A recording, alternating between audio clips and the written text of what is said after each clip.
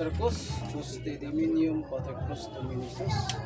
Dakong pagtawag sa Kulangamahan nga naa sa kalangitan, Master Emmanuel Sagrado. Uban sa mga kinatbang espiritu o maangil. Ikalibo ang maangil. Uban sa 7 ka city ka arkangelis. Uban sa mga 7 ka kaluwa o sa mga kinatbang espiritu o pundasyon. Dili sa kalibutan nga iyang ipanaog magawom sa langit ug yuta. Ban sa ato mga kinatmong espiritu ug mga biyan o kanato may sun mayong hapon.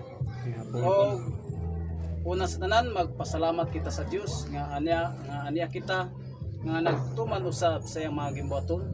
Sagrado Corazon Senyor.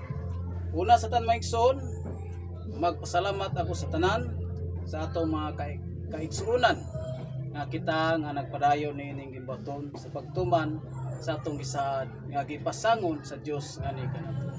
Mga igsoon, atong basahon ang kasulatan nga nag-ingon ini sa 2 Timoteo 4 verse 2. Pagpugi kanunay sa pagwali sa mensahe sa tanang panahon gayon. Daniya, badlunga, dasiga ug tudloy uban sa pagpailog ang mga tao. Usa migsoon ang giingon sa kasulatan magwali sa mensahe sa tanang panahon. Sa tupat tanang panahon may igsoon. Usa kini atong gibuhat may igsoon, mo kini ang pagdani o pagbadlong, pagdasig, sa pagtudlo diya sa mensahe sa pulong sa Dios. Sa pulong. Mga igsoon, kining giingon sa mensahe sa pulong sa Ginoo, mo kini ang pagbadlong. Katong mga igsoon nga wala mogsunod sa atong mga gimbaton sa Sagrado Corazon Senyor. Kay mabasa nato sa kasulatan mga igsoon nga nag-ingon niini. Mabasa nato sa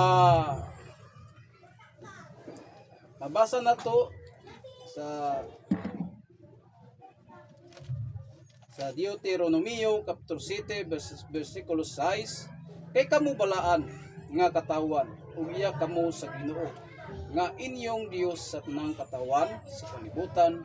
Kamo ang gipili sa Ginoo aron mahimong iyang kaugalingong katawan. Busa migsoon nga nag-ingon ang kasulatan kay kamo balaan nga katawan ug iya kamo sa Ginoo. Pasabot maiso na iskul kitag balaan isip sagrado.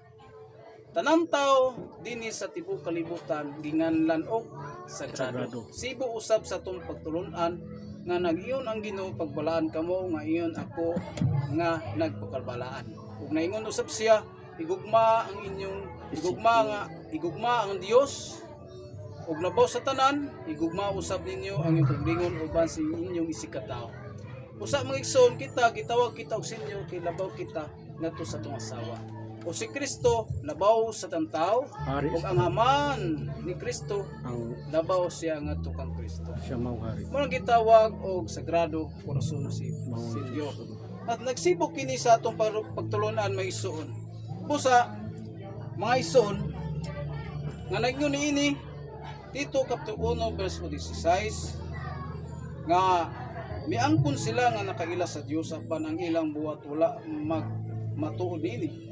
Mga talamayon sila masupilon ug dili makabuhat og maayo. Usa migsoon ang pulong sa Ginoo nga naingon badlungon. Badlungon siya maigsoon kinahanglan gyud nga badlungon ang mga nagpabadlong.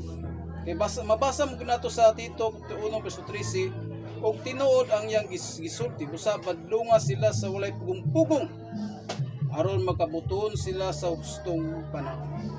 Busa migsoon ang pulong sa Ginoo labing importante nga ato kini isaysay ug itudlo ngadto sa tibuok katawan. Yang pulong sa Ginoo makahatag kanato kinabuhi nga kita mugiya sa tanan natong pagabuhaton nga mooy mutultol kanato sa dalan sa atong pag-aagian diya sa kaluwasan. Busa migsoon lig-una nato ang atong pagtuo pinaagi sa buhat kay naingon ang sulatan patay ang pagtuo kung wala sa buhat. Busa kini among gibuhat migsuon ang gibuhat namo mo kini sibo usab sa kasulatan mo ang pagdasig sa pagdani katong mga membro nga atong maigsuon nga wala na nag-alagad sa pagtulunan, pinaagi niini madasig sila ug makapadayon sila unya sa ilang magibaton o dili sila magpadayon, silang naandan nga wala sila nakapadayon.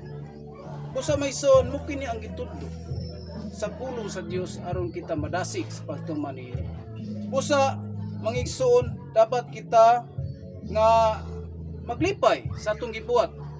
Kay kini atong gibuhat migsoon, andam kita magantos niini. Busa ang atong gibuhat, andam kita usab malipay. Mabasa na to sa 1 Pedro 4:12. Mga minahal kong igsoon, ayaw kamo kay bulong sa mapait nga pagsulay nga inyong antos.